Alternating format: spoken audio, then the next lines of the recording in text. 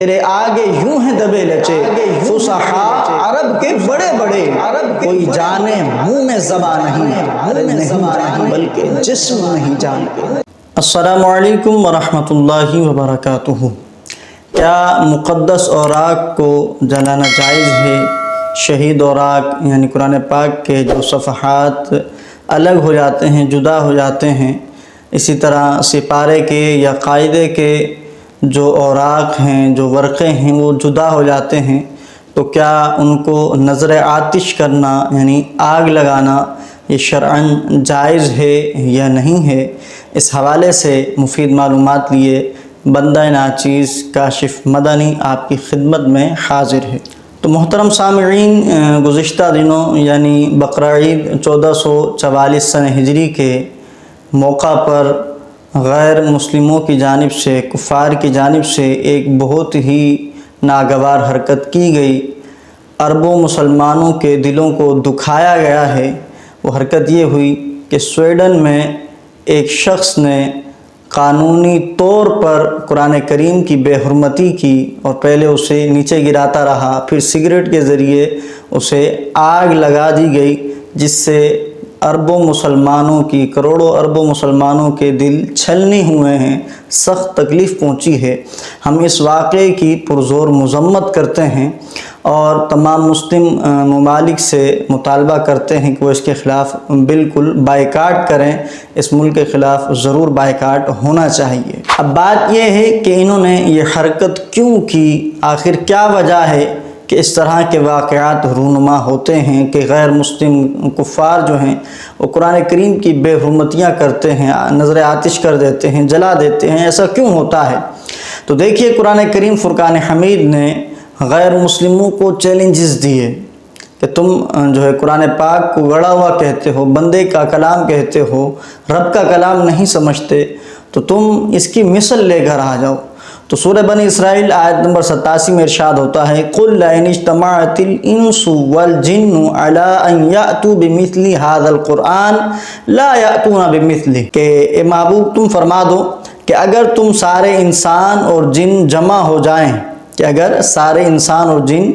جمع ہو جائیں اس بات پر کہ وہ اس قرآن کی مثل لائیں، تو لا یأتون بمثلی، تو وہ اس کی مثل نہیں لا سکتے۔ اور سورہ ہود آیت نمبر 13 میں فرمایا کہ ام یقولون افتراہ، یا وہ لوگ یہ کہتے ہیں کہ نبی علیہ السلام نے قرآن کو خود گڑھ لیا ہے۔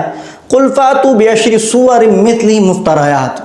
تو تم فرماؤ کہ تم قرآن کی مثل 10 صورتیں ہی گڑھی ہوئی لے آؤ۔ وادعوا من استطعتم من دون اللہ، اور اللہ کے علاوہ جس کی تم استطاعت رکھتے ہو اسے بلا لو، ان کنتم صادقین، اگر تم سچے ہو۔ اور سورہ بقرہ میں آیت نمبر 23 میں ارشاد فرمایا وَإِن كُنتُمْ فِي رَيْبٍ مِّمَّا نَزَّلْنَا عَلَىٰ عَبْدِنَا،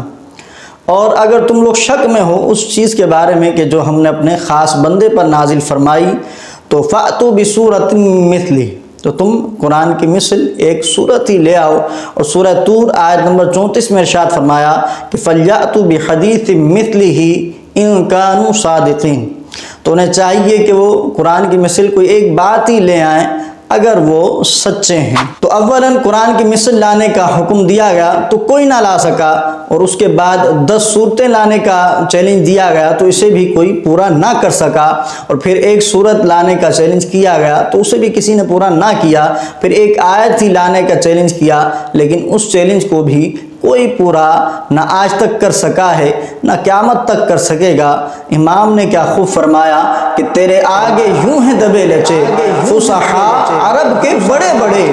کوئی جانے منہ میں زبان نہیں بلکہ جسم نہیں جانتے۔ تو یہ چیلنج دیا گیا کفار کو کہ اس کے مثل لے آئیں، تو جب وہ نہ لا سکے، وہ عاجز ہو گئے، انہیں دلیل نہ آئی، تو انہوں نے بدتمیزیاں شروع کر دیں۔ میں نے کہا کہ جب دلیل ختم ہو جاتی ہے تو گالیاں شروع ہو جاتی ہیں، بدتمیزی شروع ہو جاتی ہے۔ تو یہ اس بات کی دلیل ہے کہ قرآن ان سب پر غالب ہے، اور قرآن نے ان سب کو ہرا کر رکھ دیا ہے کہ آج تک قرآن کی مثل یہ لوگ نہ لا سکے اور بدتمیزیوں پر اتر آئے۔ یہ قرآن کا اعجاز ہے اور قرآن کا غلبہ ہے ان کے اوپر کہ یہ اس کے مثل نہیں لا سکے ہیں۔ اب رہی یہ بات کہ مقدس اوراق کو جلانا یا قرآن کریم کو جلانا یہ شرعاً جائز ہے یا نہیں ہے، تو دیکھیے قرآن کریم کو جلانا یا مقدس اوراق کو، شہید اوراق کو جلانا یہ بالکل جائز نہیں ہے، شرعاً ناجائز و ممنوع کام ہے۔ ایسا کوئی مسلمان کیسے کر سکتا ہے؟ ہرگز نہیں کر سکتا۔ لیکن افسوس ہوتا ہے کچھ نام نہاد مسلمانوں پر کہ جو یہ کام بھی کرتے ہیں اور مقدس اوراق کو جلا دیتے ہیں۔ بلکہ بعض ایسے لوگ جو خود کو مسلمان کہتے ہیں، ان کے میں نے جو ہے وہ کچھ فتاوی جات کو چیک کیا تو اس میں کیا لکھا ہوا تھا کہ قرآن کریم کو بقصد اہانت جلانا تو کفر ہے، لیکن اگر اہانت کی نیت نہ ہو بلکہ اس نیت سے کہ وہ جو ہے ادھر ادھر گھومتے رہیں گے، جو اڑ کے جاتے رہیں گے تو بے ادبی ہوگی، تو اس سے بچانے کے لیے جلائیں تو پھر کوئی حرج نہیں ہے، اہانت کی نیت نہیں ہونی چاہیے۔ تو یہ بالکل غلط بات لکھی انہوں نے، میری نظر میں یہ بالکل صحیح نہیں ہے۔ قرآن کریم چاہے ثابت ہو یا جو ہے وہ شہید ہو چکا ہو، جلانے کی بالکل اجازت نہیں ہے۔ اب بے ادبی سے بچانے کے اور بھی تو طریقے موجود ہیں، آپ جلا ہی کیوں رہے ہیں؟ آپ دوسرے طریقوں پر عمل کیوں نہیں کرتے؟ دوسرے طریقے میں آپ کو بتا دیتا ہوں کہ آپ ان مقدس اوراق کو ایک جگہ پر جمع کریں، اور جو علماء نے اس کا طریقہ بتایا وہ یہ ہے کہ آپ ایک جو ہے وہ پاک جگہ پر گڑھا کھودیں، جس طرح جو ہے وہ قبر کھودی جاتی ہے اس طرح گڑھا کھود کر آپ لحد وغیرہ بنائیں، اور اس کے اندر جو ہے وہ مقدس اوراق ڈال دیں، اور اس کو سلیب وغیرہ کے ذریعے بند کر کے اوپر مٹی ڈال دیں، یعنی ڈائریکٹ مٹی بھی ان مقدس اوراق کو نہیں لگنی چاہیے، اس طرح کا انتظام کیا جائے۔ ایک طریقہ تو یہ ہے بے ادبی سے ان اوراق کو بچانے کا۔ دوسرا طریقہ یہ ہے کہ پاکستان کے اندر دیگر کئی ممالک جن کے ساتھ سمندر لگتا ہے یا دریا وغیرہ قریب ہیں، تو وہاں یہ طریقہ اختیار کیا جا سکتا ہے کہ ان مقدس اوراق کو کسی بورے کے اندر جو ہے وہ ڈال لیا جائے، اور پھر ایک وزنی پتھر بھی ساتھ میں باندھ دیا جائے یا اس بورے کے اندر رکھ دیا جائے، اور پھر جا کے پانی کی گہرائی والی جگہ پر اسے ڈبو دیا جائے تاکہ پتھر کے ساتھ وہ نیچے دبا رہے اور پانی کے ساتھ وہ اوراق گھل جائیں۔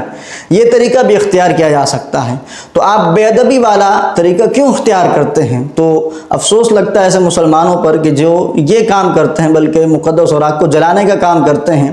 میں سمجھتا ہوں کہ شاید ان لوگوں کی اسی حرکت کی وجہ سے غیر مسلم بھی اب چوڑے ہو گئے کہ یہ مسلمان خود بھی جو ہے وہ قرآن کے جو ہے وہ اوراق کو جلا رہے ہوتے ہیں تو ہم بھی جلا لیں۔ تو موقع دینے والے وہ مسلمان ہیں، وہ نام نہاد مسلمان کہ جو قرآن کریم کے اوراق کو جلا دیتے ہیں، ان کو درس عبرت حاصل کرنا چاہیے، اپنی آخرت کی فکر کرنی چاہیے، اور آخرت میں جواب بھی دینا ہے، قبر کا عذاب بھی سہنا پڑے گا، یاد رکھیے ایسا بالکل نہیں کرنا چاہیے۔ اب دلیل کے طور پہ وہ لوگ حضرت عثمان غنی رضی اللہ تعالیٰ عنہ کی روایت پیش کرتے ہیں کہ حضرت عثمان غنی رضی اللہ تعالیٰ عنہ نے قرآن پاک کے مختلف نسخوں کو جمع کیا